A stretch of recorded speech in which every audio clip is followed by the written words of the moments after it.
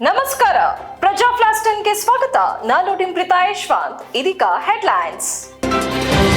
BBMP ಗುತ್ತಿಗೆದಾರರಿಗೆ ಕೋಟಿ bill ಬಾಕಿ. ಇಂದಿನಿಂದ ಪಾಲಿಕೆ ವ್ಯಾಪ್ತಿಯ ಕಾಮಗಾರಿ ಬಂದ್ ಮಾಡಿ ಪ್ರತಿಭಟನೆ.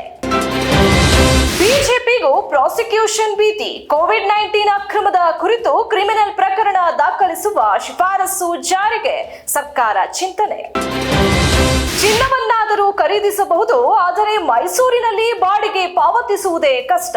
ಅರಮನೆ ನಗರಿಯಲ್ಲಿ ರೆಂಟ್ ಮಾಫಿಯಾ. ಮಹಿಳೆ ಮೇಲೆ ಲೈಂಗಿಕ ದೌರ್ಜನ್ಯ. ಬಿಜೆಪಿ ಮುಖಂಡ ಅರುಣ್ ಪುತ್ತಿಲ ವಿರುದ್ಧ ಎಫ್ಐಆರ್. ಕರ್ನಾಟಕದ ರೈಲ್ವೆ ಯೋಜನೆಗಳಿಗೆ 7,000 ಕೋಟಿ ರೂಪಾಯಿ ಅನುದಾನ ಹಂಚಿಕೆ. ಪ್ರಧಾನಿ ನರೇಂದ್ರ ಮೋದಿ. ವಂದೇ ಭಾರತ್ ಸ್ಲೀಪರ್ ಕೋಚ್ ರೈಲು ಮುಂದಿನ 3 ತಿಂಗಳಲ್ಲಿ ಪ್ರಯಾಣಿಕರ ಸೇವೆಗೆ ತೆರೆದುಕೊಳ್ಳಲಿದೆ. ಕೇಂದ್ರ ರೈಲ್ವೆ ಸಚಿವ ಅಶ್ವಿನ್ ವೈಷ್ಣವ್ ತಿಳಿಸಿದರು. ಅತ್ಯಾಚಾರ ಪ್ರಕರಣಗಳ ವಿಚಾರಣೆಯಲ್ಲಿ ನಿಧಾನಗತಿ. ನ್ಯಾಯಾಲಯಗಳ ವಿಚಾರಣೆ ಮುಂದೂಡುವ ಸಂಸ್ಕೃತಿ ಕೊನೆಯಾಗಲಿ ಎಂದು ದ್ರೌಪದಿ ಮುರ್ಮು ಹೇಳಿದ್ದಾರೆ. ಬಂಗಾಳಕೊಲ್ಲಿಯಲ್ಲಿ ವಾಯುಭಾರ ಕುಸಿತ.